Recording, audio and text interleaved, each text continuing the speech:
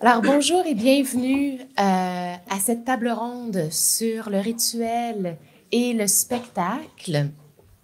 Je m'appelle Gabrielle Houle, j'enseigne le théâtre à l'Université de Lethbridge dans le sud de l'Alberta et je vais modérer la discussion aujourd'hui.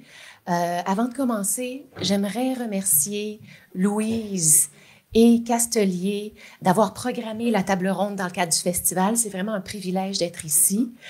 Et j'aimerais aussi remercier le CRSH, qui est un organisme subventionnaire fédéral, grâce auquel 3 d'entre nous sommes ici aujourd'hui.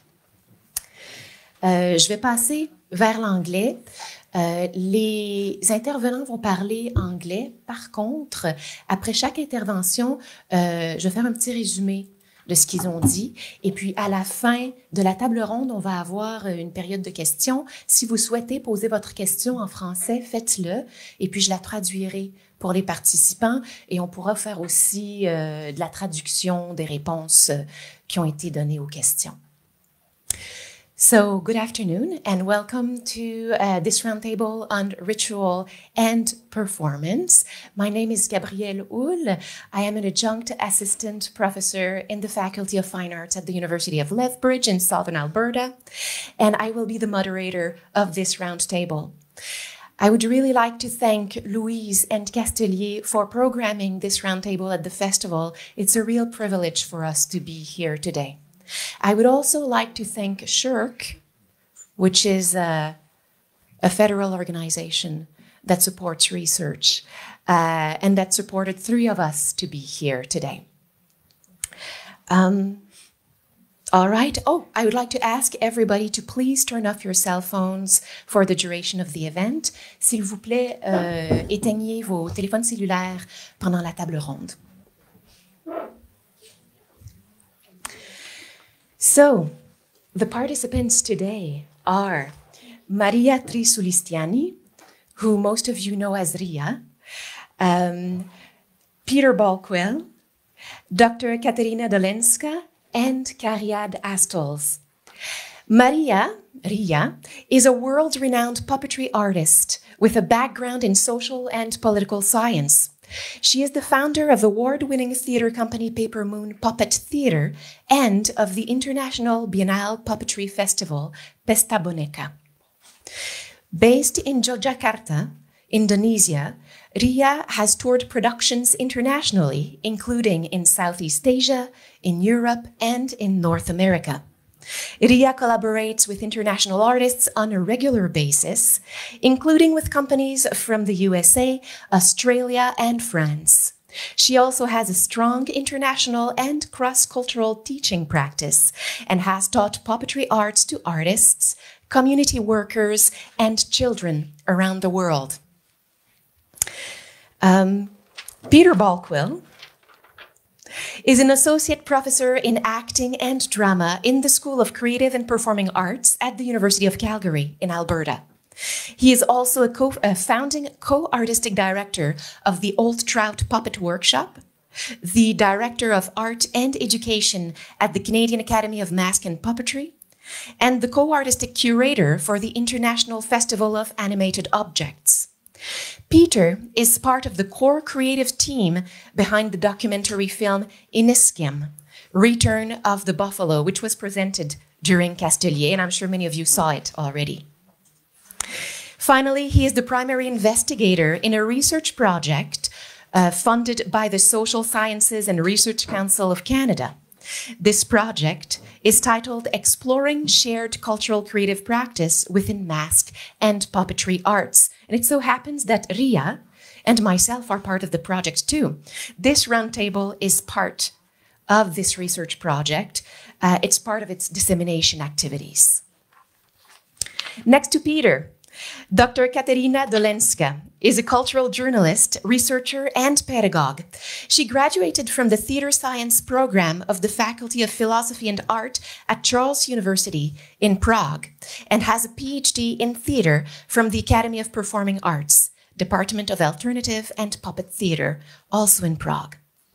Katerina specializes in the history and theory of Czech and foreign puppet theater. She has worked in the professional magazine Lutkar since 2006. In 2015, she became its editor-in-chief. Since 2012, she has worked as a pedagogue at Kaldamou. It's the Academy of Performing Arts. All right. That's the same. Where she leads courses devoted to the theory and history of puppet theater. She also leads research on puppet theater at the Institute for Research in Study of Alternative and Puppet Theater and Theater in Special Needs Groups. She is also Vice President of Research Commission at UNIMA. Last but not least, Cariad Astels trained in drama and then as a puppeteer, as an apprentice to Travessura Theater. She took several short courses in puppetry at the International Institut de la Marionnette in France and took other courses in the UK. She then worked as a performer and as a puppeteer for many years at the Little Angel Theatre and in other companies. She directed puppetry for a number of companies and has run numerous puppetry training workshops in the UK, in Australia, in Brazil, Spain, and China. Cariad is a UK councillor for UNIMA, president of the Research Commission of UNIMA, and she is currently one of UNIMA's 2 vice presidents. She is the director of CROP, the Center for Research into Objects and Puppets in Performance. She is a puppetry tutor at the Royal Central School of Speech and Drama and at Exeter University in the UK. Now, before we start with our discussion, I'd just like to turn the microphone to Peter. If you could explain how this roundtable came to be, because it was originally Peter's idea to come here and talk about ritual and performance. Okay, I'll speak to that very quickly. You know, first of all, if you want to do something interesting in puppetry, you ask Louise if you can come to the Castelier and participate. And so that was part of the initiative. And what sparked that phone call or email was a series of events that happened in the course of my artistic journey. One of which was entering into the formal academic institution and finding myself suddenly amongst a cohort of academics and sort of, you know, tethering my own insecurity, entering into that realm. But one of the things they said was, okay, you're going to have to write a shirk grant. And I went, oh, no problem. I write grants all the time. And suddenly I looked at this thing and went, what the hell is this? This is like an immense novel that you have to draft for this thing. Nonetheless, I started to embark in it. And the steps I started taking towards that were informed by 2 events. One was I found myself involved in a project called Iniskim Return of the Buffalo, which many of you may have seen in point of reference yesterday.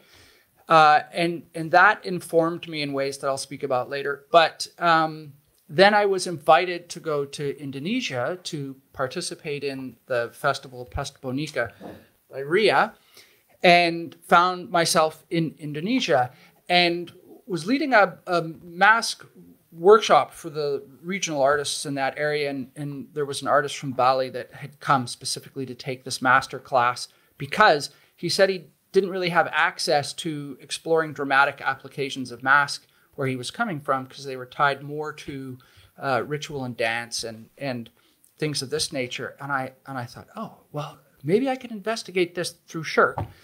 And that led to receiving this funding to engage in this research, which then I went back to Indonesia and toured around with Ria, and we interviewed a number of different artists in puppetry and mask.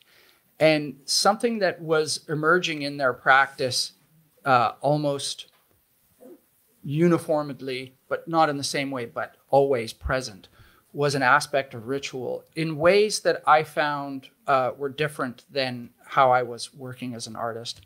And this tied me back to some of the experience I had working in Enniskim as well. And so in conversations with Gabrielle and Louise, we were thinking, let's put a title on this roundtable that's lofty enough that we can then perhaps approach it in an informal roundtable way. And again, addressing my insecurity to the high academia, I'm like, we make it a conversation, but yet we'll find ways into it. And Louise had mentioned that there were participants that were interested. And so we invited them into the process. And that is why we're here. Anyway, it'll make more sense later, or it won't. And that's probably even more exciting. Alors, j'ai demandé à Peter, en fait, pourquoi on est ici, pourquoi est-ce qu'on a organisé une table ronde sur le rituel et le spectacle, parce que c'était son idée. Et puis, il a expliqué que ça vient, en fait, de son entrée dans le milieu universitaire. Quand on entre dans le milieu universitaire, il y a des incitations à faire de la recherche. Et donc, en pensant à un projet de recherche, il s'est aussi engagé dans différents projets artistiques, l'un avec Enniskim, et puis il est allé au festival Pesta Boneka à Yogyakarta.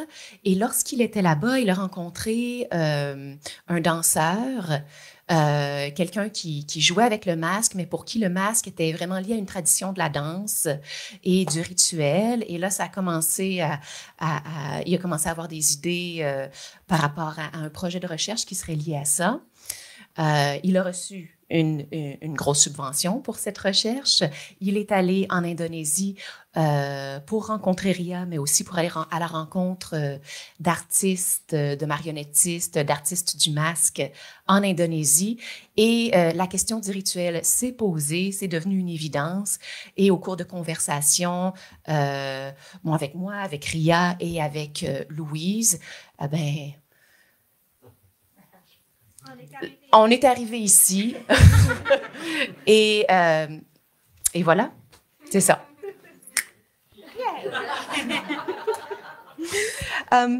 Before I let the floor to the presenters, I would like to share a definition of ritual. Knowing that we will expand it, we might not discuss something that fits into it. We might even challenge it, but it's just to offer some kind of orientation before the discussion.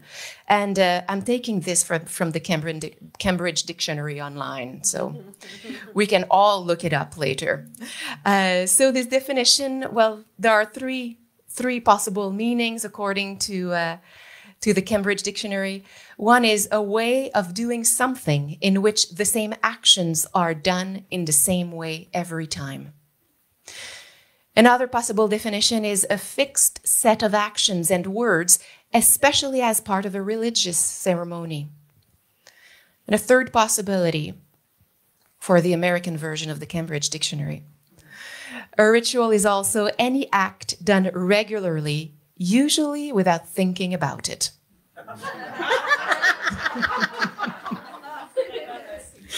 So here comes my first question for you. Could you please describe the rituals that exist in your own practice or in the practice you are researching? Starting with Ria. Shall we start with the presentation? Yeah. Do you have the clicker? I don't have the clicker. Oh, there you are. Okay, hello everyone. I prefer to stand up because I'm small. Again, my name is Ria. Today I would love to share the practice that we are doing in our company, Paper Moon Puppet Theater. Should I just click this one? Yeah? No? Mine? Where is it? No, I think you have to put it in my slides first. There's me. It's not my slides. My slides, please. Where? Coming? Thank you very much, Vanessa. So yeah, well, today I would love to talk about the a couple of, when it's very interesting when Peter was coming to Indonesia and asked, okay, Ria, let's talk about this. What is your ritual in your practice? And as a contemporary puppeteer, I'm not really doing ritual, that what like other maybe traditional puppetry artists will do with plenty of, it's very interesting that lots of rituals really, connected with a very spiritual in a way that very religious in our country. But then I kind of, when I try to put down this PDF, I found something very interesting in what we are doing in Paper Moon, because we always have the form of circles in every rituals that we are doing in our company. So, there you are. So, the first one is the circle to start the project. It starts with a circle of this mountain rice. So, this is what we usually do before we start a big project or any project that we found. It's very important. We started together, so the whole team sit together and we have this special ritual to start the day, to start the project. We call the rice, the mountain rice, tumpeng, Tumpng, tumpeng. So it's a rice mountain as a symbol of offerings to God, spirits, the seen and the unseen.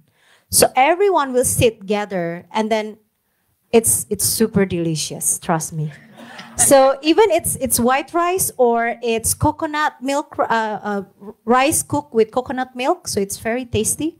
And you have different types of dishes around you, around that rice. And then after that, we gather and then we pray.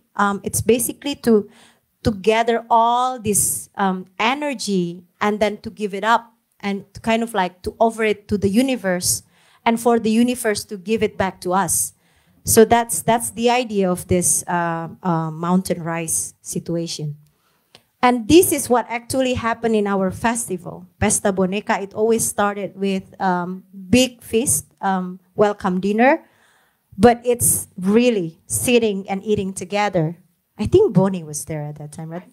You can see yourself there, Bonnie. Are you there? There. Oh, this is Pete. Yeah. So we had one mountain rice in the middle as the main the main spiritual tumpeng, and then the rest. Then people will take. You should take some little part from that rice, and then you have to eat it because the prey is there. So that's what we usually start. So this is the circle to start, the ritual to start. And then there's another circle that we do, and this is another ritual that we do. Before Paper Moon do any performances, we always do this magic. We call it magic circle. So all of the performer, stage manager, if it's possible, lighting designer, and music operator or music composer, we sit together in a circle on stage. Or sometimes, if it's not possible, we sit down in the green room and we hold hand and meditate together. So it's basically, again, it's to gather the energy to be here and then to remember. And it's kind of like the communality of it, like that performance is something communal, that you're not doing it alone. So holding hands and then hugging each other before we start the performance, it becomes our ritual. So again, it's another circle in our practice. The third one is actually a circle to finish. So another circle to finish is actually another feast. So every time we finish a production or a festival or an event, we usually do this. We cook bubur sumsum. Sumsum means marrow in your bone. But it's not marrow. It's not the real marrow. It's actually rice flour, porridge, and palm sugar sauce. So it's tasty, a bit salty and sweet, combined together. And it's actually as a symbol of the bone, the marrow of your bone, and the blood. It's to recharge your energy. Because when you do the productions, you will lose this energy, and it's, the symbol is the heart, the blood and the marrow. And then you fill it back with the porridge. And then again, people gather, there's foods in the table, and then we thank everybody. And we pray again, like, oh, yeah, thank God, thank to the universe. It's all finished. It's all done. Thank you for the great energy, everyone. And we eat this to end everything. So the idea, and this is actually, it's on 2018 we did this. This is the whole Pesta Boneca participants and crews that we sat together. We said thank you to everyone. And then by the end of it, we just put our hands together in a circle. So it's another circle that I remember that we keep doing it. For us, ritual is a way to find and to build connections to any beings. So that's why the form is circle. Thank you.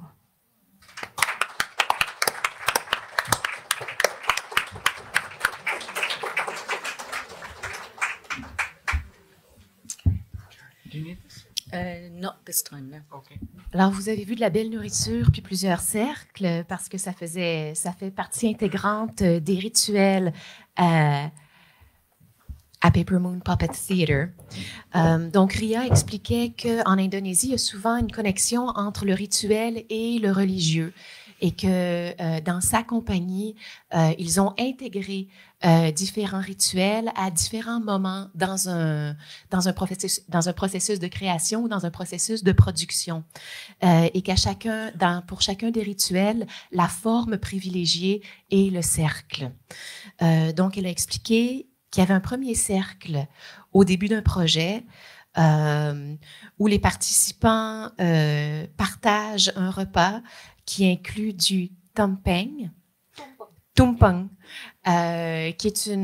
avait l'air d'être une fabuleuse montagne de riz infusée dans du lait de coco, et que les gens partagent. Et après le repas, ils font une prière. Un deuxième cercle, au début de leur festival international, où les gens en cercle partagent aussi un repas et cette belle montagne de riz est toujours présente là aussi. Ils font un cercle qu'ils appellent un cercle magique avant chaque spectacle où tous les participants à une production méditent ensemble en se tenant par la main. Puis un cercle pour terminer un événement, un spectacle, une production ou encore un festival. Et encore là, il y a le partage communautaire d'un repas dans lequel il y a un plat, I'm not quite sure how to pronounce this, bubur sum sum. Un plat qui représente le sang et la moelle. Et c'est comme pour se recharger, pour reprendre, récupérer son énergie à la fin d'un processus de production. Et donc, pour sa compagnie, le rituel est un moyen de réunir la communauté et de créer une communauté. So the idea is the ritual is about all the circle because it's connecting everything. Alors, tous les cercles, le cercle connecte tout le monde et tout, et donc, faisant partie de son rituel, la forme privilégiée demeure le cercle. Thank you. Merci. De rien. Let's move on with Cariad.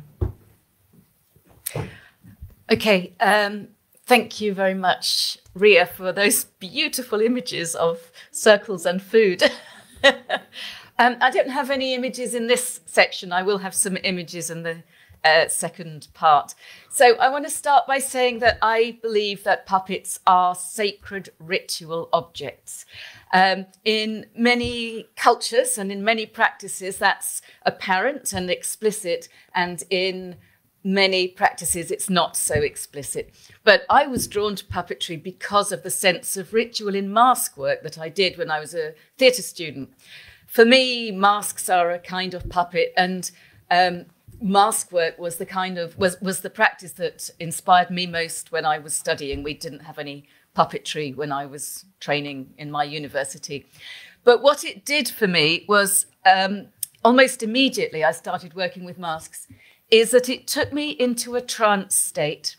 And in that trance state, I was no longer an individual. And that links into what Ria was saying about the connection and the importance of connection and community that ritual can bring. And I found very powerfully that the mask could speak beyond me, and later when I started working with puppets of course, and that they could speak for a whole community in the way that they could represent that community through the repeated and understood actions of ritual.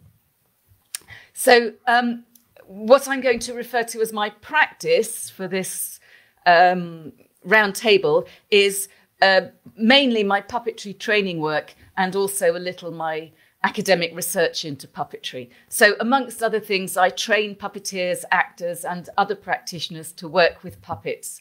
And my approach has gone through different phases. When I began as a novice puppeteer and later as a puppetry trainer, I was more interested in methodical methods of techniques and training in techniques. But I always found that it wasn't the mastery of the technique that drew me to puppets. It was the sense of something else. It was the ritual aspect of puppets, something that came from something beyond the immediate world and drew us collectively, again, into another trance state to engage with them. So for a number of years, I've been very interested in training to make this trance state accessible for the puppeteer performer, and to develop the sense of reverence, which doesn't necessarily mean holy reverence. I really enjoyed the presentation of the trickster figure in Peter's film yesterday, because for me, tricksterdom, that's a word, is a form of reverence.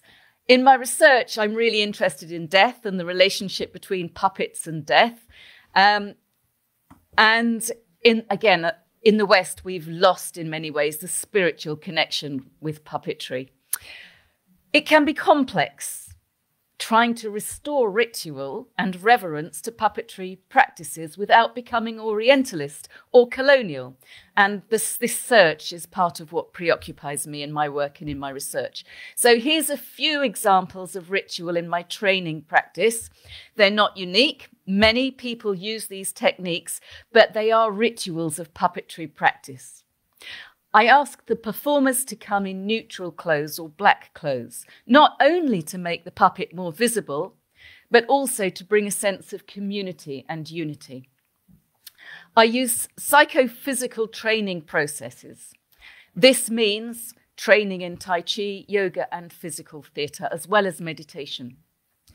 I use ensemble working methods to bring the performers into a sense of collective body, which is more important than the individual body and is an important part, in my view, of entering into ritual. I ask that the puppeteers lay the puppets out in a ritual way. I ask them to take time to meet the puppets. In the rehearsal room, I address the puppets directly. We always begin with a stick of wood rather than more elaborate puppets. I'm not talking about the devising process where you start with materials before you develop further, but rather the process of entering into rehearsal. I ask the puppets to enter the room or the space or the performing space via a threshold. As movement patterns emerge in the puppetry practice and the puppetry rehearsals, I ask the performers to find the moments when the other world intervenes. This might mean these are the moments when they become less lifelike. So these might be, I might ask the puppets to freeze or hiccup or move in a strange way or come apart. These moments might be rhythmic and stylized. We're often taught, and I also teach, to bring the puppet to life. But for me, as part of this reverence towards the sense of the puppet coming from another world, it's really important to disturb that sense of life. I ask the puppets to misbehave. And in terms of my academic research, in the forms I'm researching, I'm seeking ways in which ritual is invoked through the use of threshold, through non-realistic movements, how death is approached in puppetry, and how through movement, collective action, trance, and invocation of collective energy, the puppets draw on a world which is beyond and which is greater than the human world. Thank you.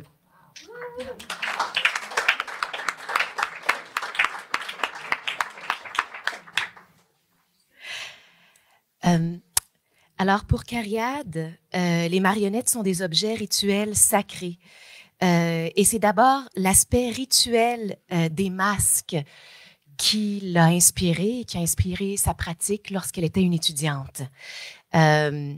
Pour elle, le rituel mène à la transe et au sentiment de communauté, à l'énergie collective et au mouvement collectif. Au début de sa carrière, elle se penchait davantage sur la maîtrise de la technique. Et puis éventuellement, elle s'est aperçue que c'était pas ça qui l'avait attirée vers le médium en premier, que c'était davantage l'aspect rituel et l'aspect trans. Et dans les dernières années, sa recherche s'est tournée vers le rituel et vers l'état de transe ou l'atteinte de l'état de transe. Elle a parlé de différents rituels qu'elle a avec le comédien et les étudiants avec qui elle travaille. Et je vais en nommer quelques-uns parce que je les ai pas tous pris en note. Mais voici ceux que j'ai été capable de noter. Donc, elle demande aux acteurs de s'habiller en noir. Non seulement pour mettre de l'avant la marionnette ou pour mettre en évidence la marionnette, mais aussi pour que le groupe développe un sentiment de communauté et développe un corps commun. Elle travaille avec ses comédiens et ses étudiants sur différentes pratiques psychocorporelles comme le tai chi et la méditation. Elle demande aux comédiens de prendre le temps de déposer les marionnettes d'une certaine façon et elle parle directement aux marionnettes. Et finalement, la dernière note que j'ai prise et sur laquelle elle est revenue à quelques reprises, c'est qu'elle demande aussi à ses comédiens d'être attentifs au moment où dans le processus, un autre monde semble intervenir dans le travail, avec une forte conviction que la marionnette implique aussi la présence d'un autre monde. Les recherches qu'elle mène présentement portent sur la marionnette et sur la mort. Et tout ce travail-là participe à cette recherche-là. Voilà. Caterina? I'm sorry, I'm used to stand when I teach. So may I back for the presentation? And I will take you to the Central Europe and to the past, because I will share with you something from my research. As you have heard, I'm mainly a researcher, not practitioner. So it's not connected with any religion or beliefs, these rituals, but they are just inner rules of these old Czech puppeteers. And now we can move who they were, because I think I should first introduce them. Yes, it's working. Okay, so who they were. There were, or I will start with the information that you probably all know, is that marionettes, I mean string puppets, appear in Europe in 17th century. And they were traveling, these groups that learned this craft, traveling through the whole Europe. And to our country, it means in the Central European region, they came at the same time, but they were playing in German language. But we have documented first groups from the 18th century that really are proven to play in Czech. Why I put stress on the language? Because they accidentally became part of a movement that we call the national revival. That's very important for all the small nations in Europe. So these marionneteers accidentally it wasn't like a targeted activity, but they became the only artists who offered to the audience theater entertainment in Czech language. So from the end of 18th century, we have documented these families. And if I say families, we have at least 15 of like family clans that were sharing the art of marionette theater. At the same time, one branch of the family was doing a circus. So we have like both sides of this way of life.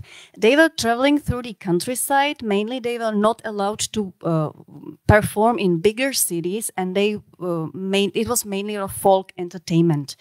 And so they were traveling, and their activity we can document till the half of 20th century, because then it was a time when communists came to power in my country, and they decided they are entrepreneurs, so they were forced to quit their jobs. So following the law from the 1948, they had to finish their activity after almost 200 years. Yes, so that's why puppetry is so important in Czech culture, because it was at the beginning of formulating modern Czech culture at the turn of the 18th and 19th century. So let's move, because I don't have so much so much time. Yes, how it looked like and who they were. They were not so much educated people. They played all their plays from their memory. What did they play? They played drama texts, because there were almost no difference between groups that played by actors and groups that played with puppets. This split started at the beginning of 19th century. So they played drama text, very simplified, of course. It was a solo production of usually a man, but you can see also a puppeteer, the woman puppeteer, and he played all the characters in the play. That's why it was so simplified. And there was a stress for the voice, because he had to be able to play women characters and men characters and children, and like creatures like devils, skeletons, and so on. Everything was included. And they were really traveling. They were playing in a very poor conditions. However, they were very proud what they are doing. That's very important. So they established very strict inner rules. Something is because of their superstition, and something is because they wanted to be treated as a respected part of the society. Because, as you know, all these comedians are not very respected. They are on the lowest level, but they wanted to be taken seriously. So they always, I have read memories of them, and they are like, if we have to wear clean clothes, we have to behave properly, no alcohol is allowed, because they wanted to be respected. And it happened. They were respected. Yes, we can move. I'm sorry, we don't have time. Yeah, how the puppets looked like. They were, yes. Okay, thank you. They were wooden marionettes, approximately of this size, very heavy, and they were playing, as I told you, the same as actors. So this theater is a copy of actors' theater. However, it preserved the Baroque style, because it appeared in the Baroque era. So the gestures and exaggerating, I'm sorry for my pronunciation, in the voice was still preserved until the 20th century. Yes, you can see this character.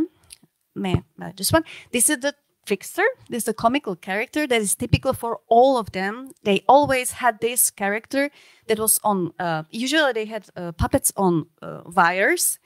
This one was only on strings, because to make it more movable. This was a communication, his role was to communicate with the audience. It was like making jokes, and his name was Pimperle, or later he was called Kaspar. Like you can hear, if you know familiar with German, the name Kasperl. That's, we were very influenced with the German culture. So you can see how the puppets looked like, and I will show you next slide. Because if you look at them, that's very unique, that they are carved by professionals. As I told you, there were families that were traveling and doing the art, and there were also families who were like craftsmen, who did, for example, sculptures for Baroque churches, and they also do puppets for these traveling itinerant puppeteers.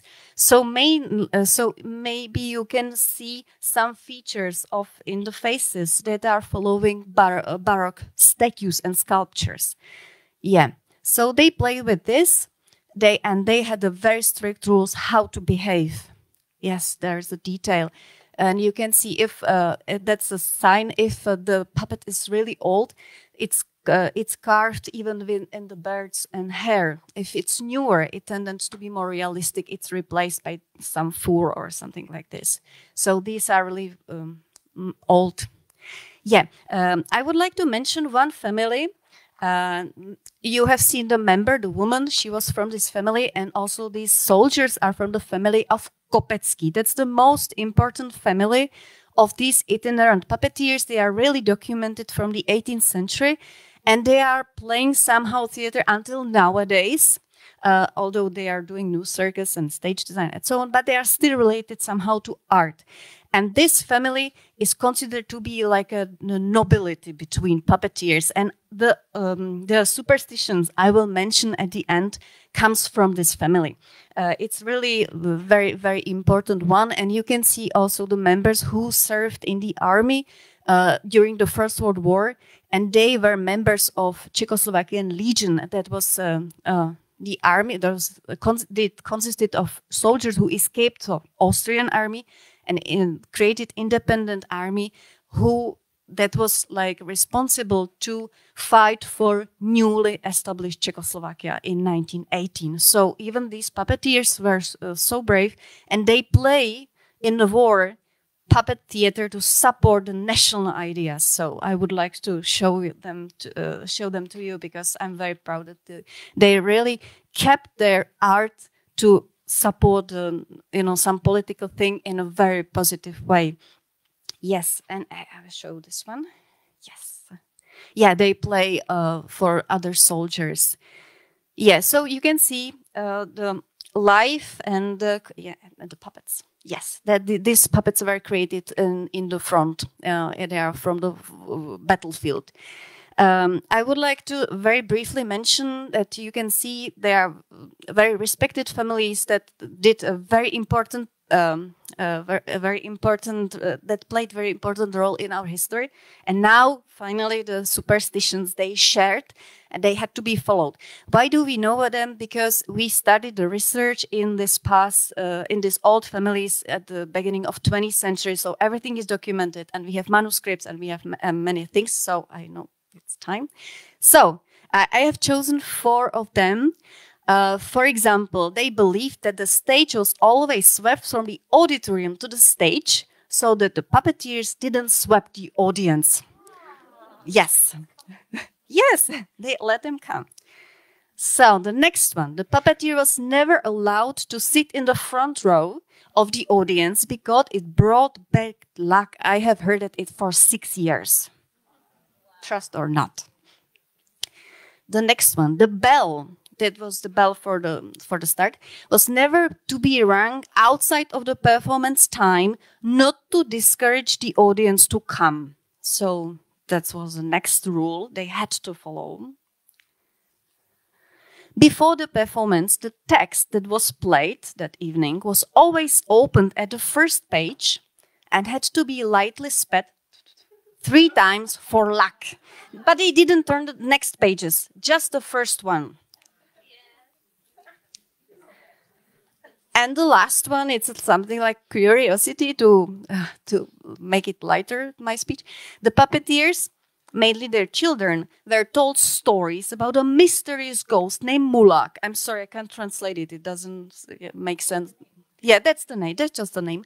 Who harms the puppeteers and tangle puppeteers' strings. So everyone was afraid of this ghost. Thank you very much for your attention. And if you have any questions, please give them.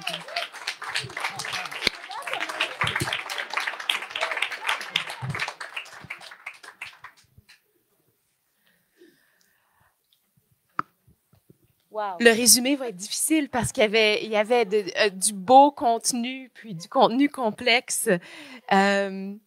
Alors, Katerina parlait d'une forme populaire du spectacle de marionnettes en Tchéquie, qui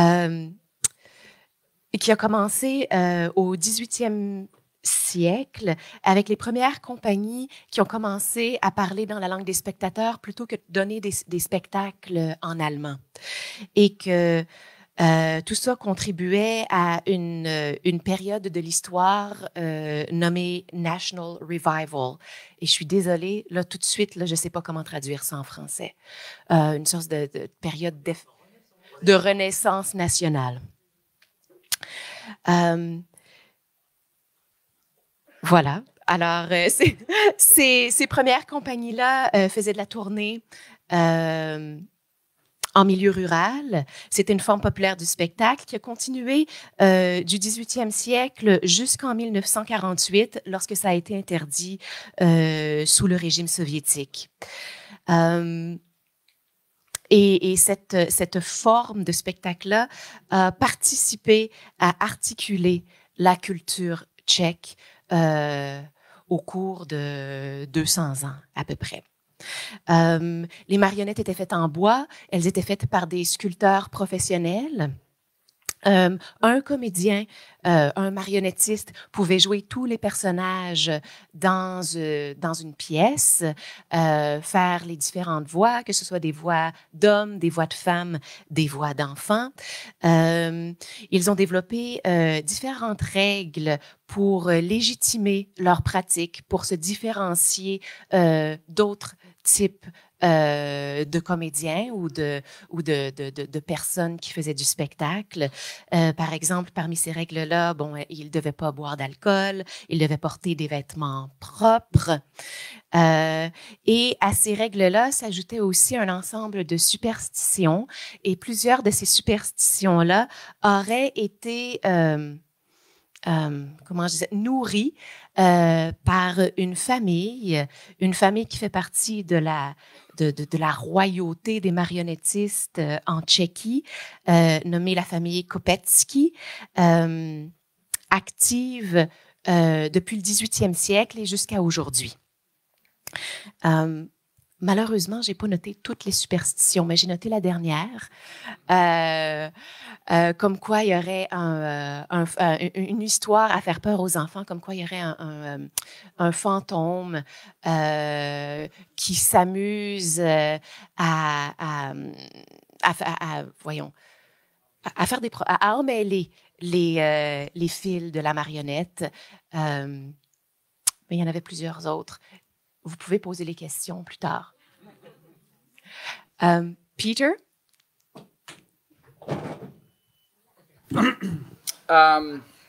Thank you. Yeah, I'll just touch on a few things.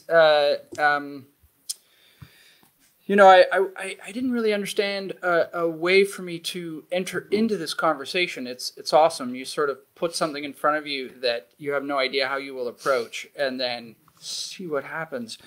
And I often will do that, and then I'll do just this thing right here. I won't think about it, and something will land, and I'm always delighted by how it expands my understanding of that which I thought maybe I had ideas on to begin with. And interestingly, when Ria sent her response, I suddenly went, oh, I get it a little better now. Nonetheless, I'm going to do it like this. I'm going to give you a little brief history of where I come from. And, you know, we've started to do something it happens, it's happening more and more all over, but we do a land acknowledgement before events that happen. In Alberta, I live in an area that is under a treaty. It's Treaty 7. And so we do a land acknowledgement connected to Treaty 7 and the people of Treaty 7. And I didn't quite understand the significance of that action, a land acknowledgement, until I worked on the project in Ischim. And then I started to develop a different relationship with what is implied in a land acknowledgement, and it goes beyond simply articulating who the people are of the land in that area. And so that informs my answer to this initial question. It is that I have discovered an immense amount of my ritual is connected to land, and it makes sense to me now. Does this go? How does the clicker work? This one. Ah, perfect. Okay, I want to show you those people. So I belong to a company called the Old Trout Puppet Workshop, and this group of individuals, we all met many years ago working as camp counselors at a place called Camp Chief Hector, which is just west of Calgary in the Rocky Mountains.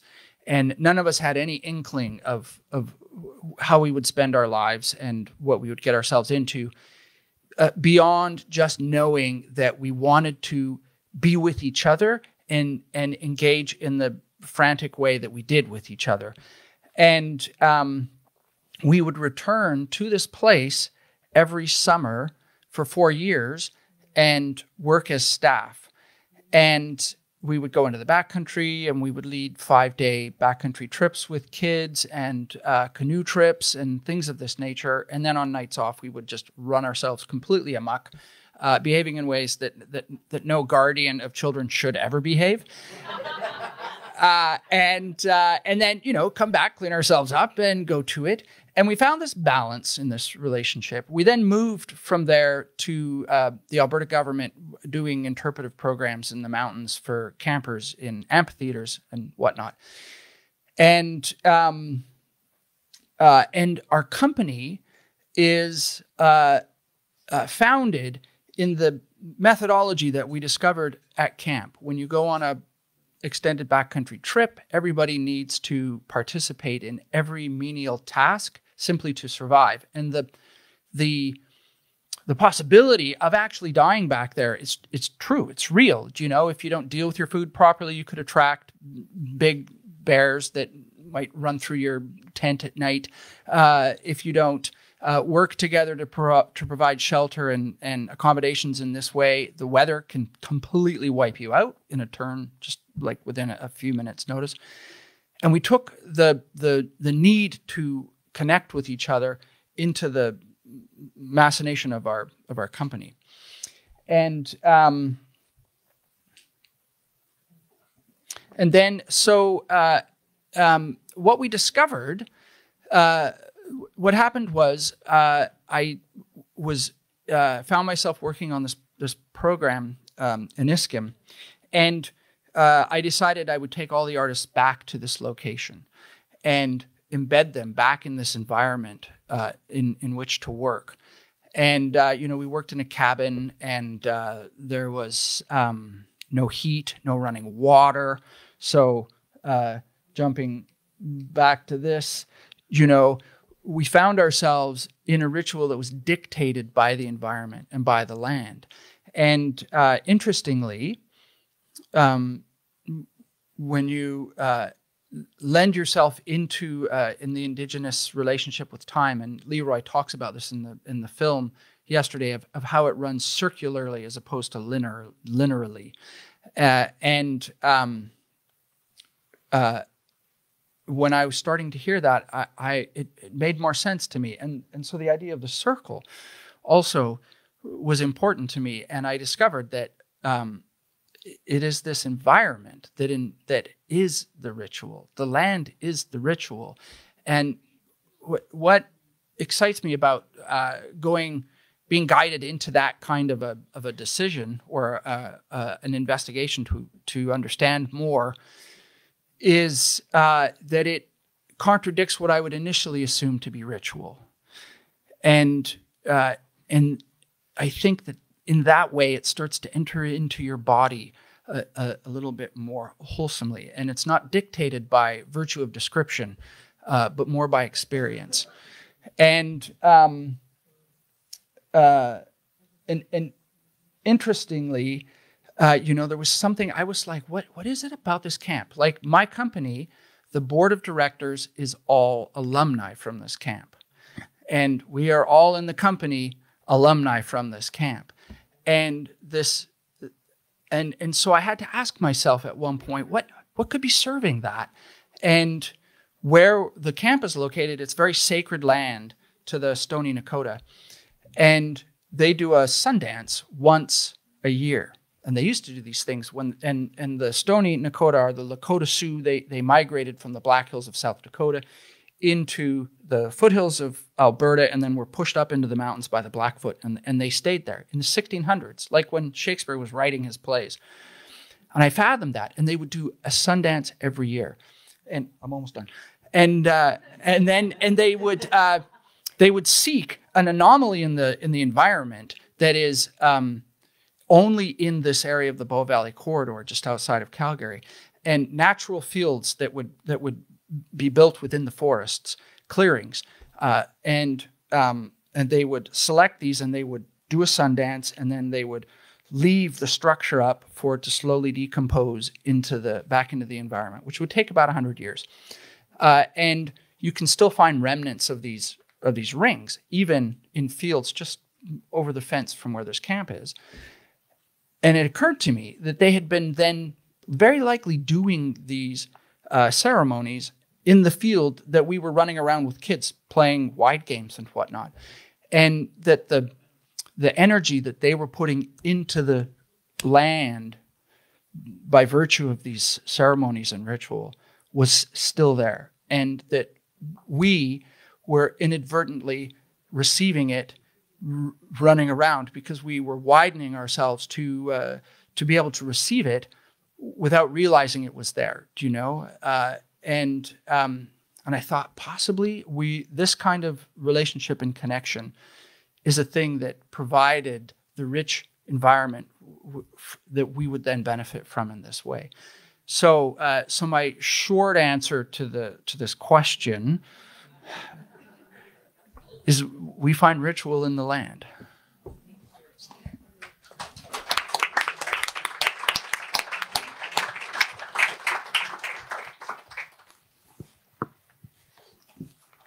Alors, Peter a parlé un peu de son histoire à lui, puis de l'histoire de sa compagnie, la compagnie qu'il a aidé à créer, la Old Trout Puppet Workshop.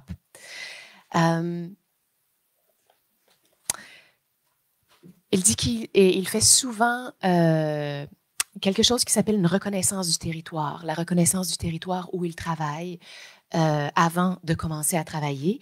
Il vit sur le territoire du traité 7 dans le sud de l'Alberta.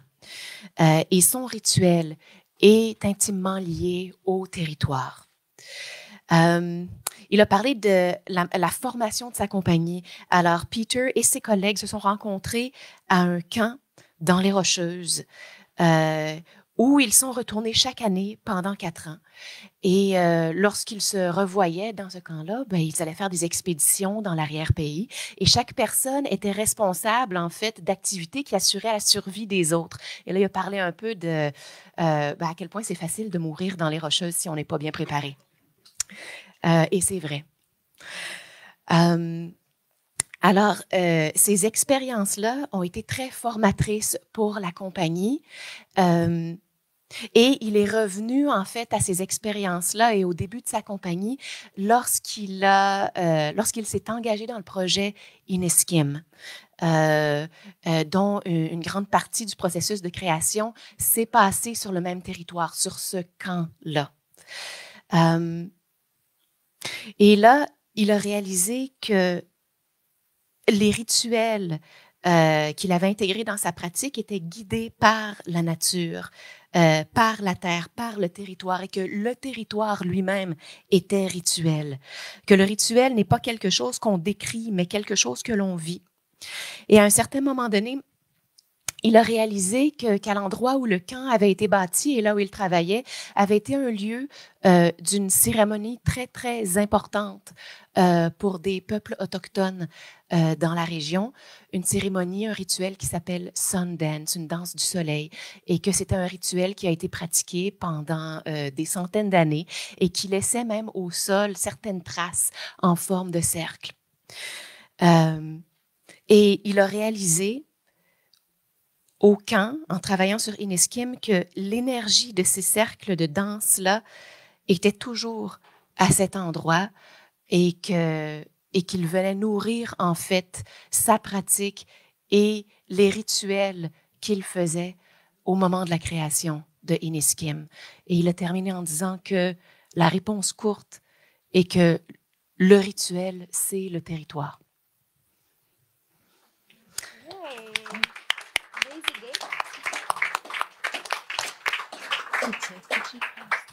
We have another question. The thingy, yeah.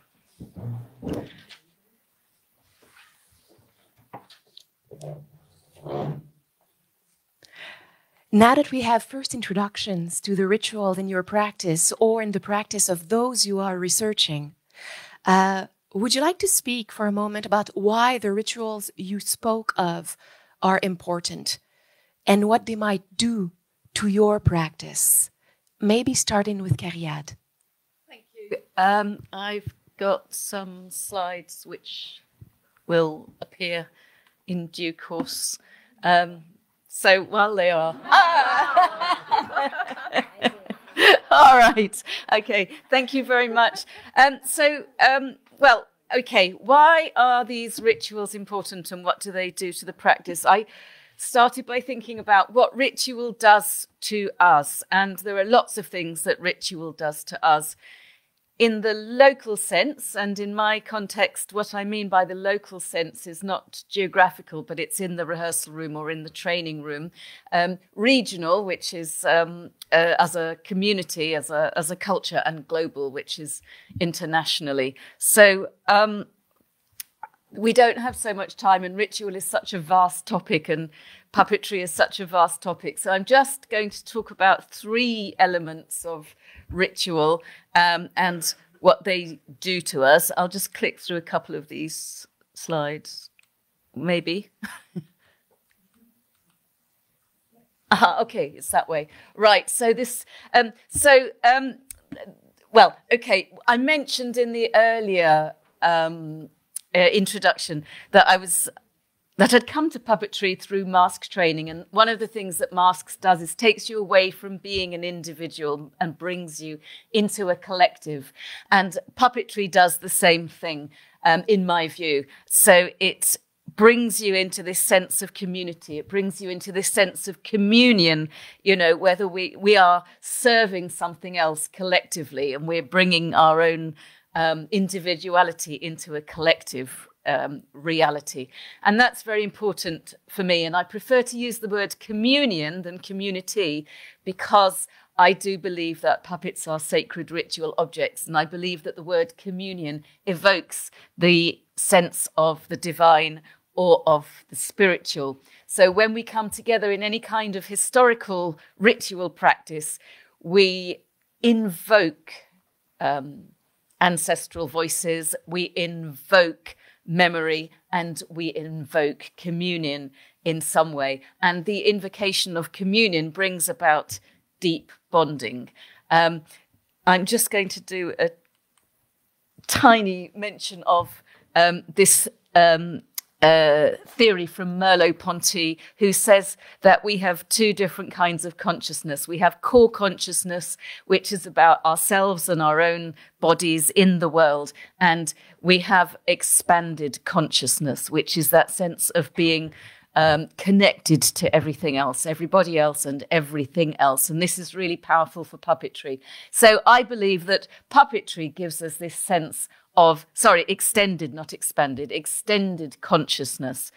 The world is inseparable from the subject, but from a subject who is nothing but a project of the world, and the subject is inseparable from the world, but from a world that it itself projects. So essentially, we're deeply connected with everything, everyone around us. And so ritual, in my view, brings us into this sense of collective body and communion, which is very powerful. We know that puppets approach the deepest questions of our existence, and ritual enables us collectively to face sacred terror, sacred laughter, sacred hope, sacred visualization.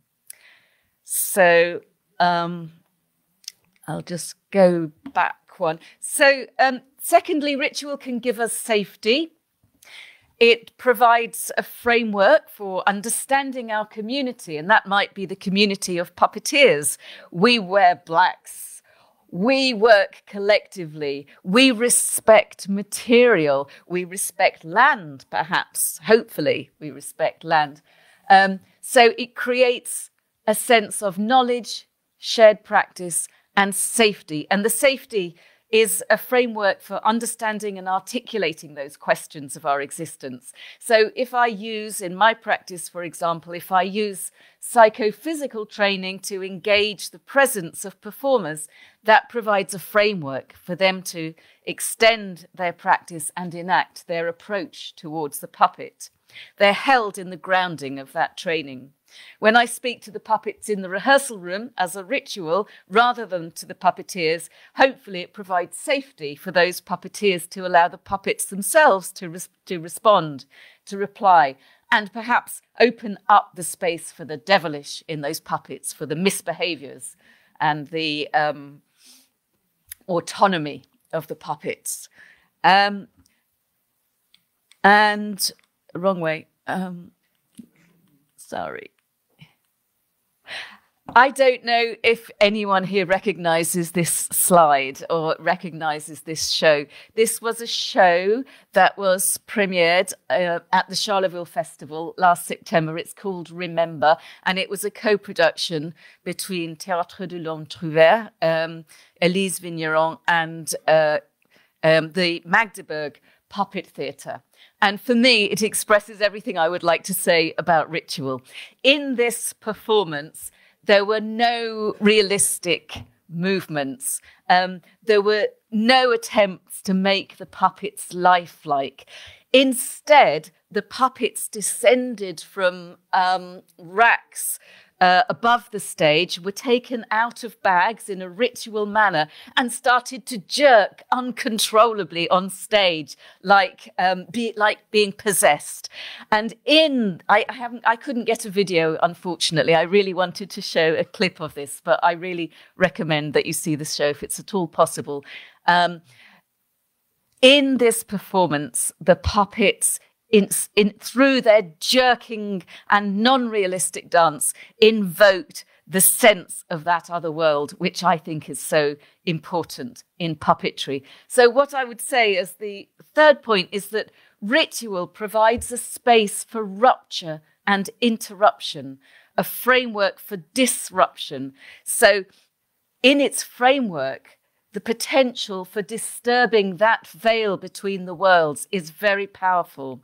So when a puppet body or a puppet world is created, and that body or world is disrupted through the non-life of the puppets, which might mean their heads are coming off, their movements are becoming robotic or ritualized, jerky, strange, or they transcend the laws of human bodies, this enables that other world in some way to be glimpsed. So I just want to share clips from a couple of videos of shows which I'm sure many of you will have seen or know about, which were really powerful for me, really powerful for my research, because these are performances which very powerfully take us into something beyond. One is by Plexus Polaire and the other is by the sadly disappeared company Amoros and Agustin. So could we move to the first clip from Plexus Polaire, please? Thank you. Is there sound? We need sound. Could you pause the video for a moment? Thank you.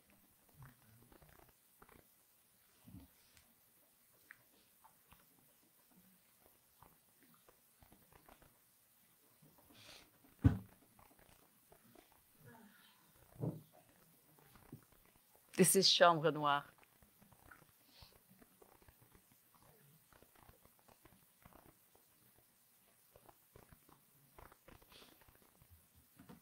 I'm sorry, I can't help with the sound. if it's difficult to get the sound, it doesn't matter. Just play those 30 seconds and we can see some of the images.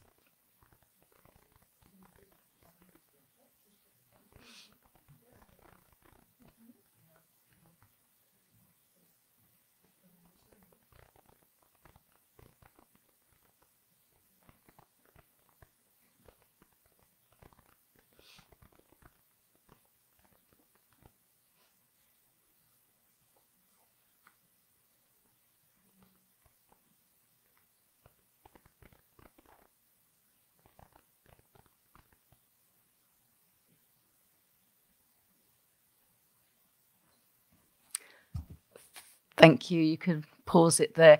I'm not sure if we don't have sound, I'm not sure about playing the second clip. So I'm going to go to the final slide, I think, which is just a couple of questions that I have, which are really important for articulating questions about ritual. And I don't have any of the answers, but I do think that they're starting points for discussion.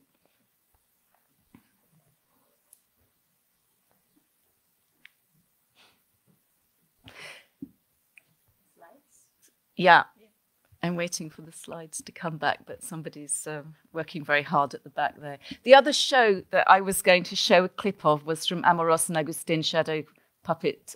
Oh, thank you. Puppeteers, and it was the song of Sunyata.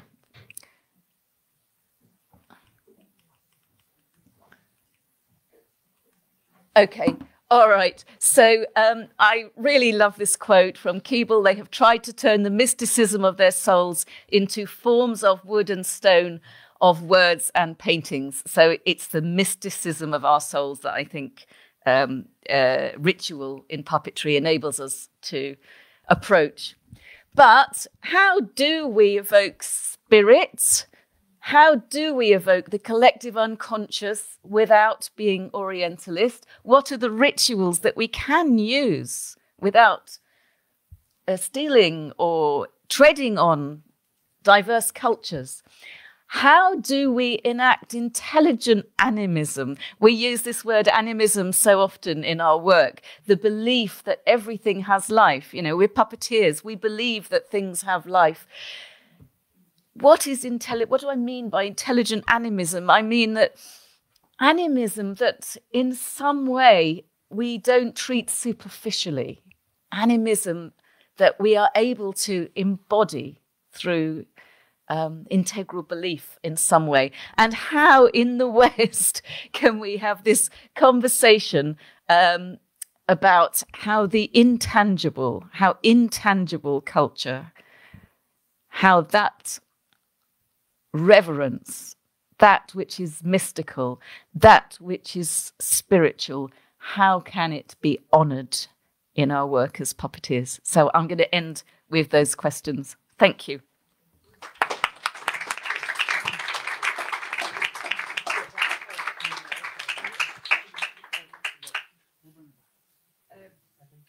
Peter is suggesting that because I think we've finished with the slides from the other presenters, that maybe the questions stay up. Let those sit up there so we can. It could feed some thoughts for what comes later. I think it's good. D'accord. Alors pour résumer la présentation de Cariad, elle a parlé de 3 manières ou de 3 éléments de rituel et de ce que ces éléments peuvent nous faire. Tout d'abord, elle a parlé, elle a dit que la marionnette nous invite à communier, à mettre notre individualité au service de la communauté. Elle nous invite à passer de l'individu au groupe. Un deuxième élément qu'elle a mentionné, c'est que le rituel peut créer un cadre sûr, un cadre sécuritaire qui nous permet de comprendre notre communauté, notre pratique. Et le troisième élément était que avec le rituel peut nous aider à créer un monde un monde, pardon, avec la marionnette, mais elle peut aussi nous aider à rompre avec le monde qu'on a créé, à l'interrompre ou à aller au-delà du monde qui a été créé ou qui a été compris d'une telle manière. Elle a terminé en posant 3 questions importantes qui sont ici. La première, bon, quel rituel peut-on avoir sans devoir les voler à d'autres cultures? Une autre, comment explorer un animisme intelligent, un animisme qui soit profond, plutôt que d'aller dans la superficialité? La troisième, là, je veux faire attention à ce que je dis. Comment, en Occident, peut-on avoir des conversations entre les cultures qui honoreraient l'intangible, l'immatériel, l'autre monde?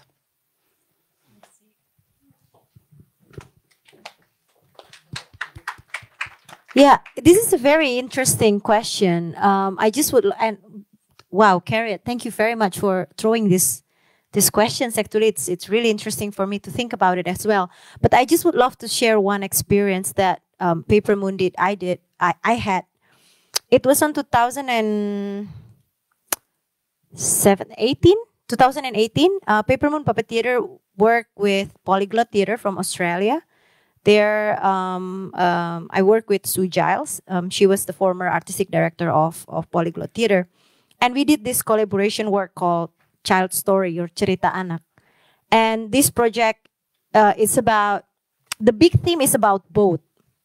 So we did a couple of workshops as a work in progress in Australia, and we met, we did workshop with some of the immigrant children from Afghanistan, from many places, and they're talking, they make drawing. We did creative workshop and they made drawing about boat, and this little boy told the story about how packed the boat he was in.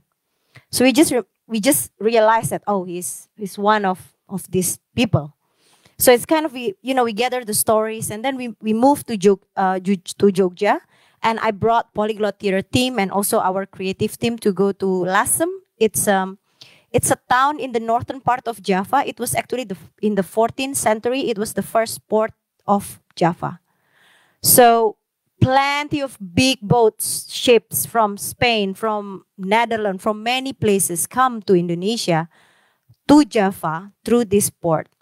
But then when the Japanese occupation in 1942, these people, Indonesian people, Javanese people at that time, decided to sink their boat because they didn't want to be occupied by the Japanese soldier at that time.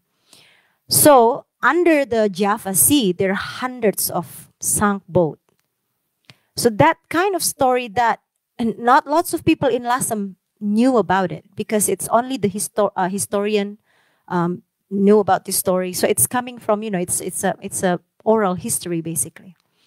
So when we build this performance and we premiere it, we would love to premiere it in Melbourne, in Melbourne in 2018. And all this process happened, like jumping here and there, Jogja, Melbourne. And then the time came that all of our team were in Melbourne, and we were, preparing this premiere basically. So some sets were built in Java, in Jogja, and we brought over, and then some sets were really, the big boat were made in Melbourne. And then there kind of like lots of conversation that they say, the Polyglot team said, oh my gosh, it's, like the guy who's supposed to build the boat broke his leg, he couldn't continue. So there are plenty of crazy things happen. We lost these tiny boats. Where is the tiny boat? So when we did the rehearsals, to try to, where's my tiny boats? I couldn't find it. And it was here. It was just like, no one's seen it. So many, many things, like where's the costume? It's not ready yet. So plenty of crazy things. And I just sat with one of our, so there were 2 members of Paper Moon. It was me and Pambu, the performer. So we saw it, we looking at each other and said, let's do the Javanese way. So I said to Sue and the team in Melbourne, okay, you've been doing the Melbourne way, the Australia way, the logic way of trying this, to making things happen. Shall we just sit down and let everyone bring foods together? We'll prepare the mountain rice in our tiny apartment using whatever carton or paper that we found to make it looks like mountain, which is like very randomly. And then we'll just do it tomorrow. So everyone was, what is it about? And I said, this is the ritual that we did in our country. When every time we start a project, we did this. But we didn't do anything with this project. We didn't do tumpang ritual in this project. So maybe we should try the Javanese way. So we decided to prepare. I cooked chicken and tofu and whatever and rice. And then the other team, other members, they brought tim tam, whatever, tomato, like any weird. I mean, it's not fit to the tumpang if it's through to the Javanese way, but we don't care. It's about sitting together, bring your food. It's like potluck, but we combine it together in one plate and one dishes. So we sit together, we put this tumpang rice, and I said to them, like, let's start this. This is what we usually do. Let's gather the energy. Let's ask for the universe. We're preparing. We try to do the best, and the universe will do the rest. That's always be my magic word in that kind of circle. And then we did that, and then everyone suddenly say, "Wow, such a different energy," because you gather everyone. You are in the same circle. You see everyone, and it's about to combine. Like you call this beautiful energy to sit in the same room, and we sit in the middle of our unfinished boat at that time. And then we just say, well, we'll see and what will happen, And it's really weird. It's just very superstitious. So we clean up everything, and then I suddenly find my little boat under the chair. It was just like, wow, it's a sign. And the boat was finished in time, all the costumes. So since then, every time Child Story tour abroad, even we brought it to Philadelphia, there's always tumpang to start the project with the whole team, the whole crew of the house, even the theater people, we invite them to come. So yeah, it's maybe unlogic. We're doing it without thinking of it, but sometimes we need that.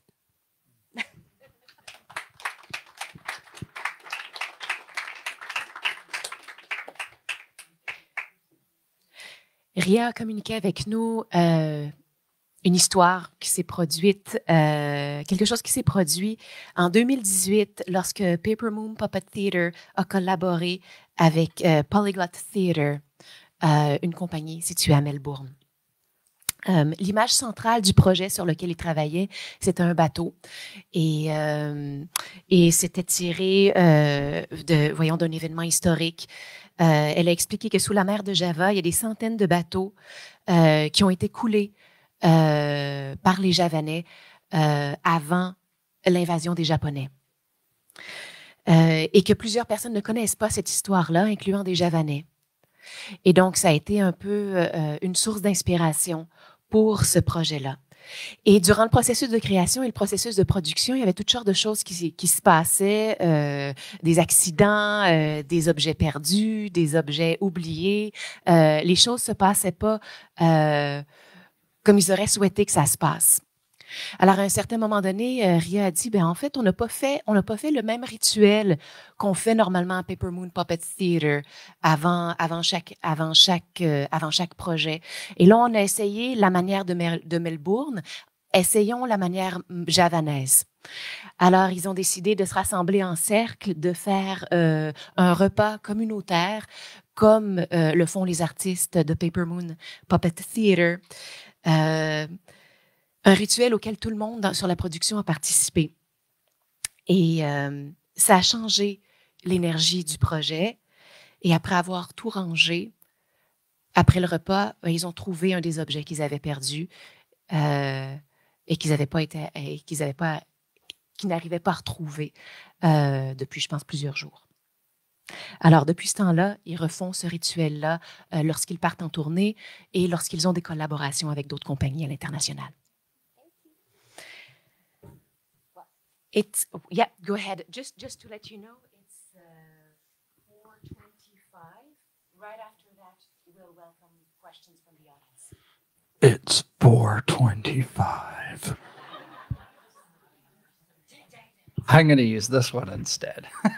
Okay, I'm going to speak really quickly because I would love to open it up for questions, and I know, and I really, I really want to appreciate the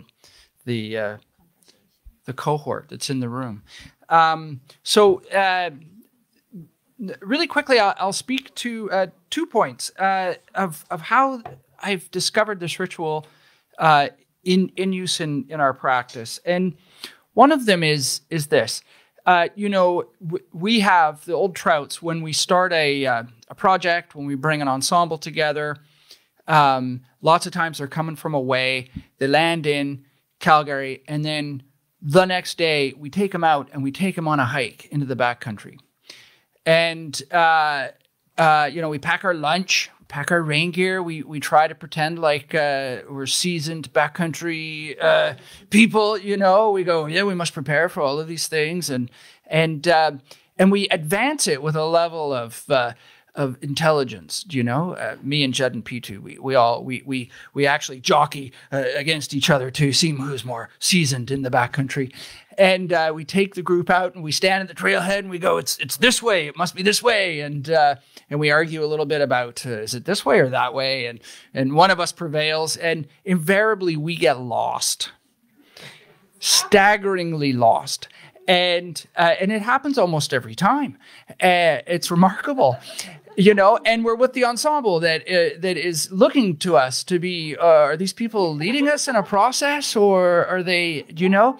And within this ritual, the land will remind you that you are not the most intelligent thing in the room.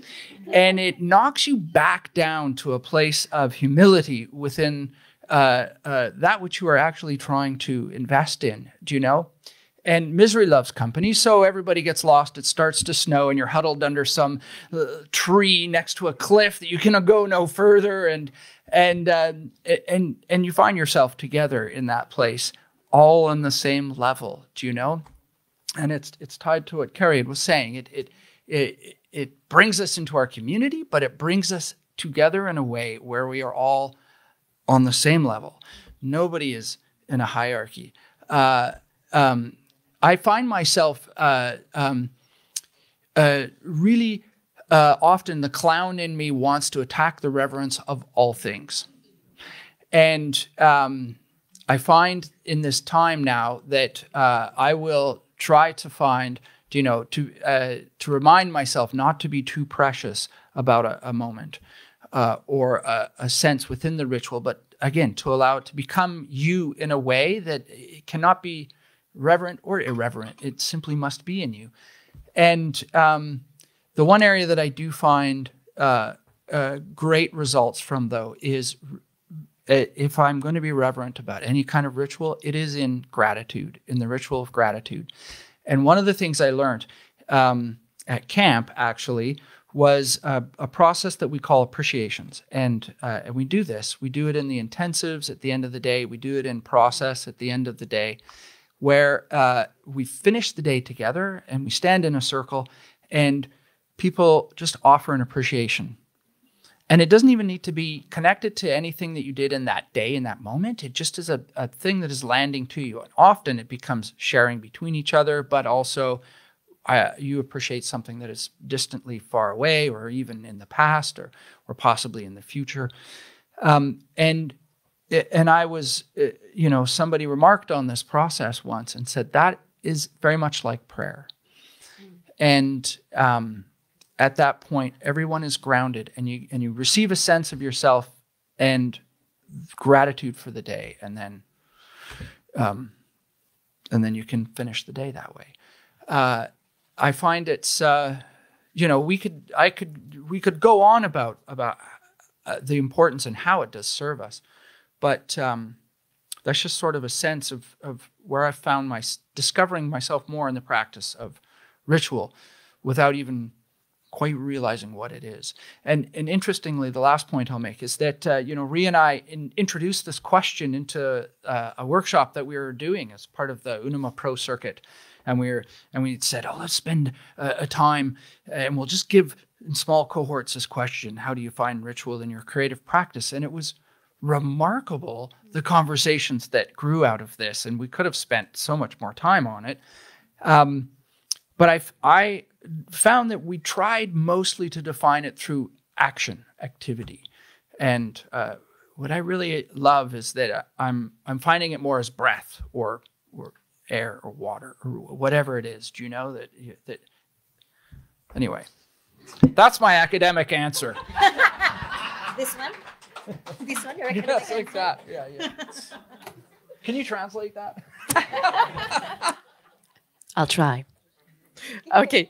Alors, Peter a parlé de 2 rituels qu'il a dans sa pratique artistique. La première, c'est qu'au début de projets, même avec des collaborateurs qui viennent de l'extérieur,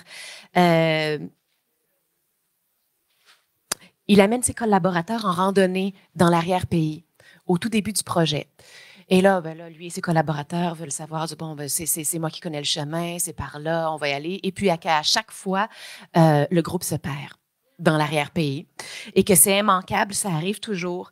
Et qu'à ce moment-là, c'est un peu comme si le territoire montrait à la compagnie que les humains ne sont pas les êtres les plus intelligents dans l'endroit.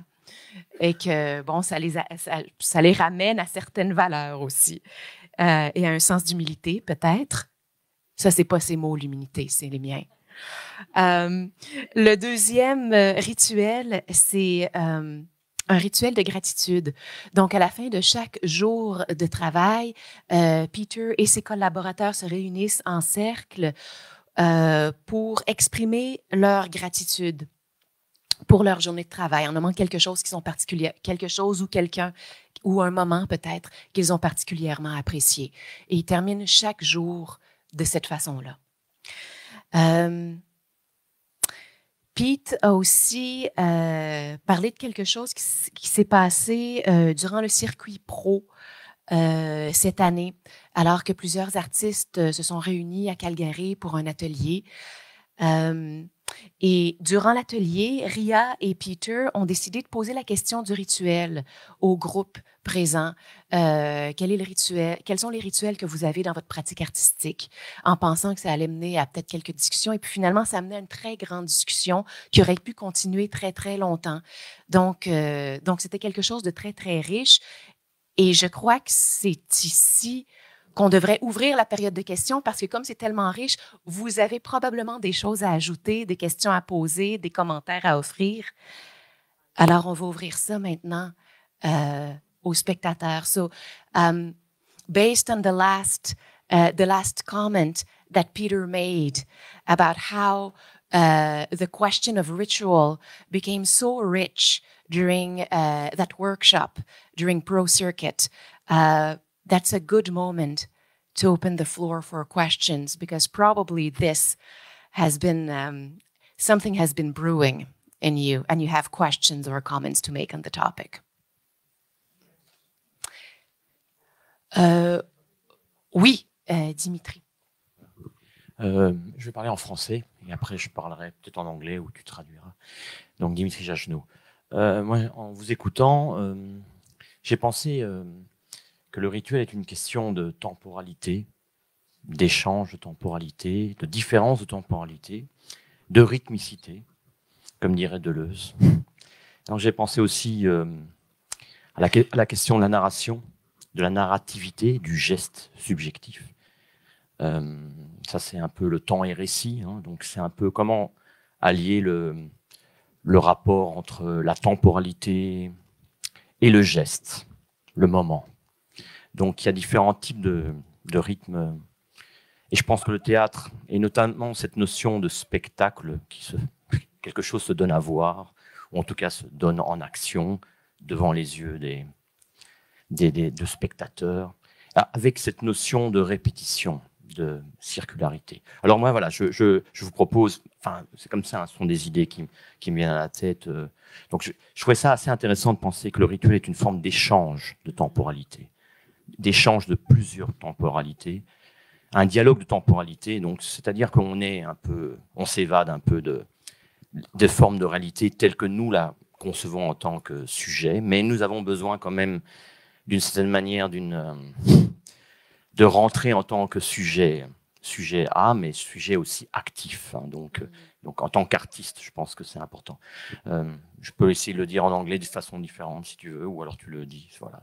Et je voudrais poser la question, qu'est-ce qu'ils en pensent par rapport à ce que cette notion, je pense que le temps est là, la circularité est là, parce qu'il y a différents types de temps, donc je veux dire, c'est la question, bien sûr, de la mort, la question de la cérémonie, de l'aspect surnaturel, mais je dirais, avant toute chose, le théâtre joue dans les temporalités. Quand on est là, à voir un spectacle qu'on adore, on se dit, mais c'est quoi, c'est 2 minutes? C'est déjà passé. Un simple enfant se rend compte qu'une heure et demie n'existe pas. Donc on arrive à effacer le temps, ce qui n'est pas le cas parfois quand on se lève tous les jours et qu'on voit qu'on vieillit. Voilà. Bon, voilà, je te laisse parler en anglais. Je voulais le parler en français. Mais... Je vais faire la traduction, puis si tu vois que c'est pas tout à fait juste, hésite pas à le dire, puis à me corriger. So, Dimitri noticed several notions that came up during the discussion about exchange, about rhythm, about time, temporality, about narration, about the subjective gesture, and about the notion of repetition and the circle. Seeing perhaps the ritual as an exchange of temporality, something that very much plays with time and the perception of time. And he was giving the good example of a child who goes to see a play and it's like, oh, did just 1 minute passed? Oh no, much more time passed. And so he would like to know if you have any thoughts on that notion of ritual and time and the aspect of time in ritual and theater practice. Est-ce que ça reflète bien? You go? Nico? Yeah? No, okay. Yeah. We're going to take a little time to figure this out. I find ritual an immense burden on time. It slows everything down. But we can look at burden as a negative implication, or we could look at it as a positive implication, a gift, possibly. Something that we want to counter against. Do you know? Oh, no. We're on a linear timeline. We start here. We have to get to here. It's opening night, and it needs to be like this on opening night. If we place burden in front of that expectation, it then changes and informs our expectation. And so if you invest in ritual, knowing that it is going to put a burden on your time, slow down your process, you discover those things that you are not expecting. We all like to be intelligent artists and figure our way forward and schedule it and understand, tuk. But when I think we open ourselves up to that which we're not expecting, those are the moments that really start to inform a direction where the art might go. And so in my experience, I find it does slow things down, and sometimes it can be frustrating because you want to honor and engage in the investment in some of the ritual practice, and it just means that when you do it, when you actually release yourself from the okay, all right, yeah, let's do this. Okay, I guess we have to do this, and then you start to discover yourself in a different way in the process. So it's valuable, but it definitely affects it. I would say. Do you want to tag it? Do you want to translate it? No. Oh yeah, translate that. Or not? It's very appropriate that we're talking about time because we have about 5 minutes left. Okay. So maybe share the other questions. Is there somebody else who would like to ask a question? Est-ce qu'il y a quelqu'un d'autre qui aimerait... Ah, mais ça a été posé... Oh là là, ça a été posé en français, puis j'ai pas traduit. Oui, je vais traduire super rapidement, puis une dernière question, puis ensuite, je pense que la discussion va se passer dans la salle après. Alors, en bref, ça a été que pour lui puis pour sa compagnie, le rituel prend du temps et que parfois c'est un peu lourd, c'est un peu frustrant parce qu'on va aller plus vite dans le moment de création, mais que c'est au moment où on prend le temps d'entrer, de faire le rituel qu'on peut découvrir ce à quoi on ne s'attendait pas. Ma question est simple, je vais la poser en anglais. Stéphanie, you've shared so much about your own personal rituals and also how you have been able to exchange and bring and unify, if I may say, some of those rituals by through projects, collaborations. So my question, out of curiosity, is how do rituals continue to evolve for you as you are being obviously in contact with other cultures and other traditions and other rituals? What kind of impact this has on your rituals? Yeah, I can answer that question. It was interesting that we usually not proposing in the beginning. So the ritual, if it comes to the collaboration work, it needs to be together. It needs to be built together. It needs to be knitted together. So it's not something that, oh yeah, we have this. We have to do this together, you know. But I remember that the kind of doing an introduction of what we are doing. For example, for our festival, definitely it's something that we force everyone to experience because it's really needed. Because again, it happened in our land. But when we go abroad, it's something else. Or maybe if we are doing a collaboration work with other companies from abroad, like that's why we didn't do, for 2 years, we didn't do any rituals with Polyglot Theater. But then until the time comes and we thought, maybe we should do this. And we propose to them as a way. So, and then when they agree with that, that becomes our ritual together. With the other companies, honestly, I didn't do anything. Like we didn't definitely do proposing, oh, we have this certain ritual, blah, blah, blah. But then if we are doing a presentation in our land, in our town, we usually proposing that special night only for the tumpang rice because it's just needed. And they said, oh, of course, foods. Who would love to say no to foods? Everyone wants to say yes. But then they understand the meaning of this gather and, you know, bring the energy together. Through that, I think it's very universal in a way that foods becomes, you know, the collective calling for everyone. Like, yes, food, yes. So that makes it, yeah, it's, I think that's what if you go to some places or you do a collaboration, the rituals need to be built together. Maybe you will find very teeny tiny, you know, collective rituals that you build together. I think because again, for me, it's about building the connection, not just only with other person, but also with other beings and the land and everything. Yeah. Rapidement, Ria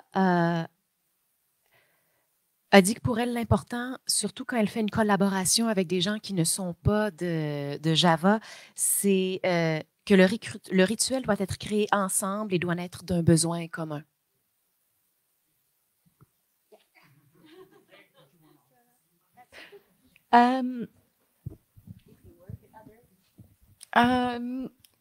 Are we not having any more questions after this one? Is that right? No. No, I'm just asking. Because if not, then I will just say something quickly about... Till 5. Is it till 5? I have on my paper that it's till 4:45. We have extra. Yay! Great. I was just going to say something very quickly about Dimitri's question about time and temporality and so on. And I was just going to say that ritual... How many of you, you don't have to answer this, how many of you have watched the same show several times? How many of you have watched the same film several times? How many of you have celebrated a festival many times, year after year or month after month or what it is, whatever it is?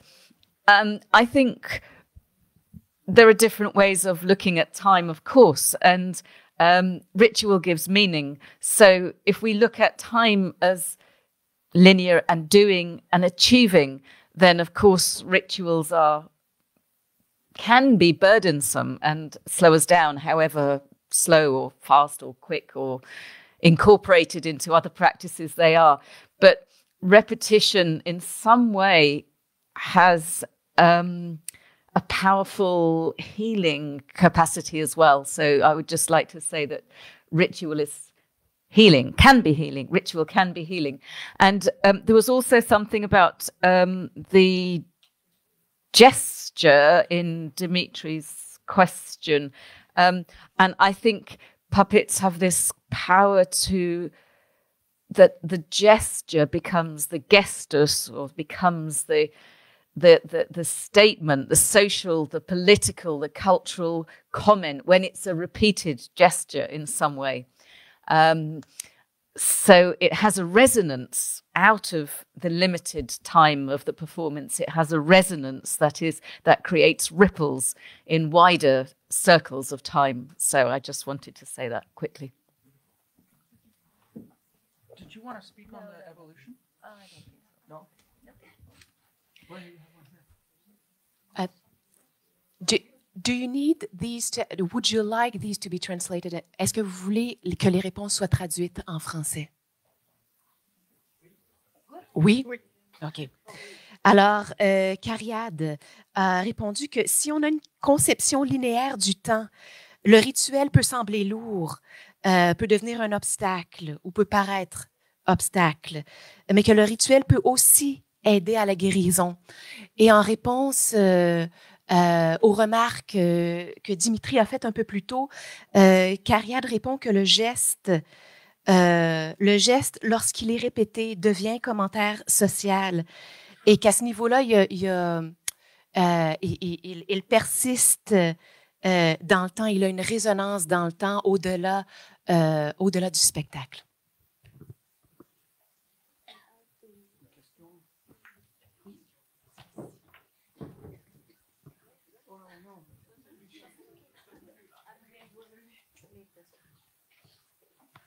Bonsoir.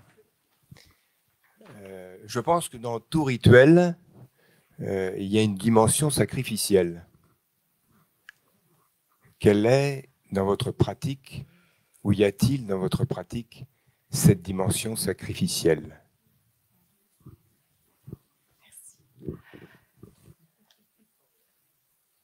Based on the idea that in every ritual there is a sacrificial dimension, where does that dimension lie in your own practice? Wow, interesting. Sacrifice. I don't do the practice. You want it? You have it. Well, this is a very quick reply, and it's kind of what I've said already, but sacrifice is giving up. So sacrifice is giving something to something else, or putting something aside. So what I believe and what I've been saying is that the ego is maybe sacrificed.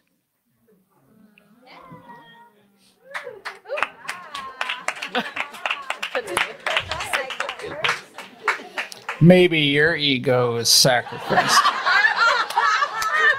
That's so cool.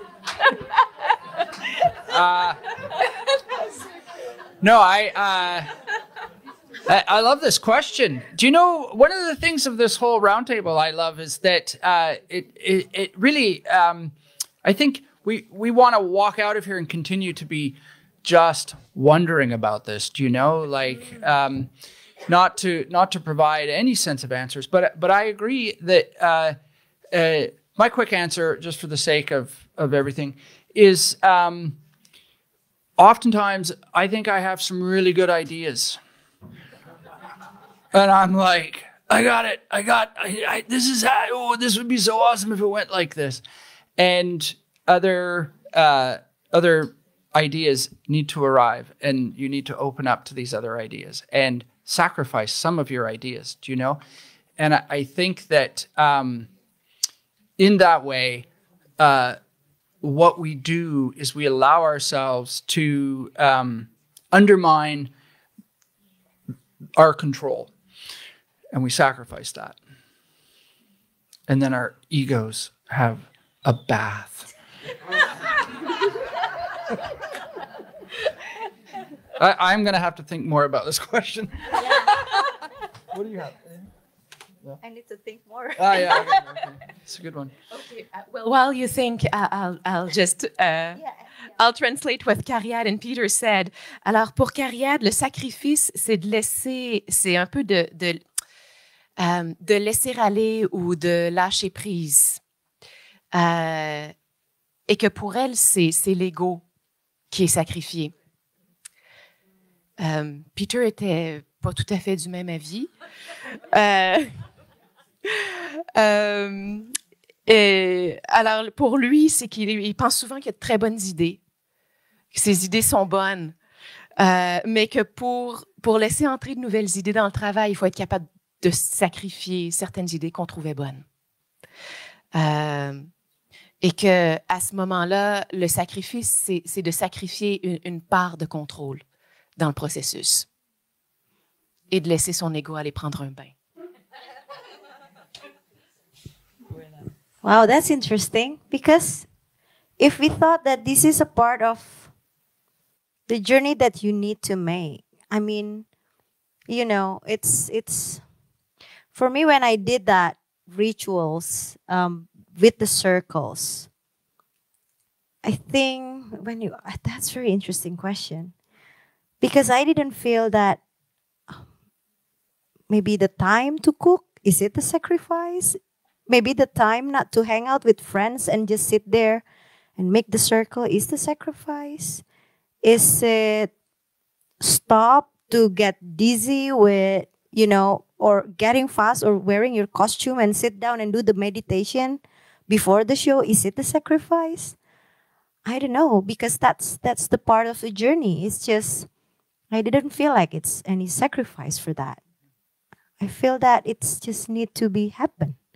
And it's just like when we woke up and then clean up the bed without thinking and take a bath. I think it's the same. I don't know. Maybe it's not answer the question. Ritual. Alors, la réponse de Ria était celle-ci. Je vais essayer d'y faire honneur, là. Elle se demandait, mais qu'est-ce qui est sacrifice? Tout fait partie du voyage, tout fait partie du parcours, du processus. Est-ce que le sacrifice, c'est le temps passé à cuisiner ou est-ce que c'est le temps de s'asseoir en cercle pour méditer? Mais en fait, elle dit que tout ça fait partie du processus. Alors, est-ce que c'est vraiment un sacrifice?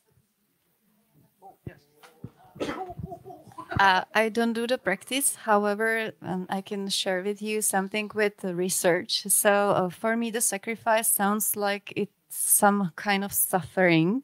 Maybe I will use the word dedication. For me, it's a dedication to the field and I just flow in it. So maybe sacrifice is for me too cruel, but dedication is something I really enjoy if I think about my rituals during the research, that I have to be in it. So thank you.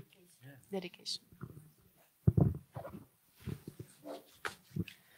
Pour Caterina, qui fait de la recherche universitaire, c'est la dévotion qu'elle a envers sa recherche. Go ahead. Allez-y. Ça marche? Oui. Je ne voudrais pas prolonger trop la discussion, mais il y a des choses qui me gênent dans vos réponses. Pour moi, dans le sacrifice, il y a une victime qui est sacrifiée. Et sacrifiée par la collectivité. Et le rituel, c'est le collectif qui reproduit ce sacrifice. Donc il y a une dimension collective. Mais dans vos réponses, je n'ai entrevu qu'une dimension individuelle. All right. So there's something that that bothers him about the answers at that table, because he explains that for him, in the ritual, there is a victim, and a victim who is sacrificed by the community, and that he felt that these answers were more about the individual rather than about the collectivity. So would you have something to offer there?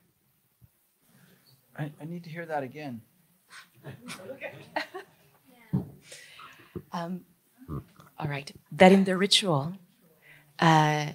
there's a victim that is being sacrificed by the collectivity, by the community. And that in the answers that were offered, it's more about the individual and what is being sacrificed for the individual. So where is the collectivity? Yeah, I see. I didn't feel any sacrifice. Go ahead. Yeah. Well, because my answer, I didn't feel like I sacrificed anything, or in the collectivity, I didn't feel that.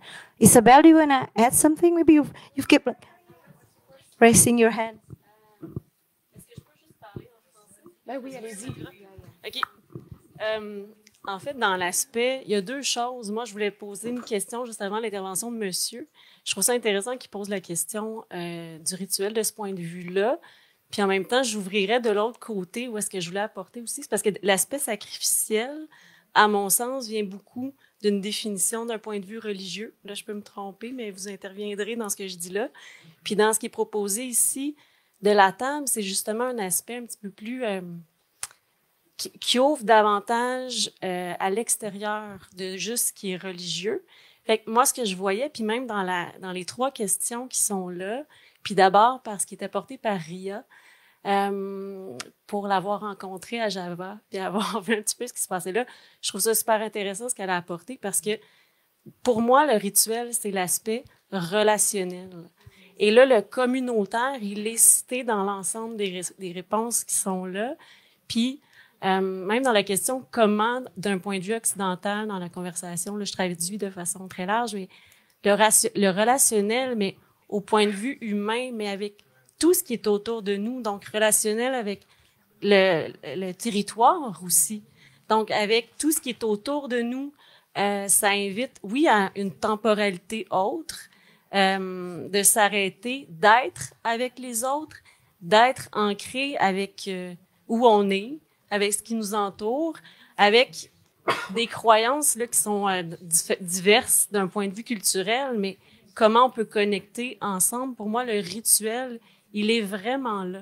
Alors, tu sais, d'ouvrir sur une question d'un rituel en dehors de l'aspect religieux, je trouve ça hyper important, puis peut-être de le regarder d'un point de vue relationnel dans la création avec les autres en tant qu'artiste, je trouve ça intéressant aussi. Donc, c'est ce que je voulais apporter à l'intérieur de ça. Mais la question peut être envoyée, qu'est-ce qu'ils pensent du relationnel, mais ça peut, si on définit ça différemment, mais ces trois questions-là sont très intéressantes. Well, I think that was a very insightful comment that probably will lead to a larger group discussion as we close this round table. But the point that I'm sorry, I can't remember, Isabelle was making is that she felt that maybe the sacrificial aspect of ritual was more connected with the religious definition of ritual, and that what she appreciated from the offerings that you made was that you dove into the relational aspect of ritual, relational with other people, but with everything that surrounds those people as well, including the aspect of time within that relation. No, it's good. And on this, I think I would invite us to continue that obviously very, very rich discussion around a glass of water or... Or send tea. Or some tea. Merci beaucoup d'avoir été ici. Merci.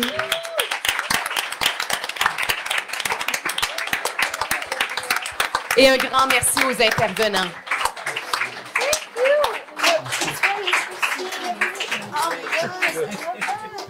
Carrie is amazing.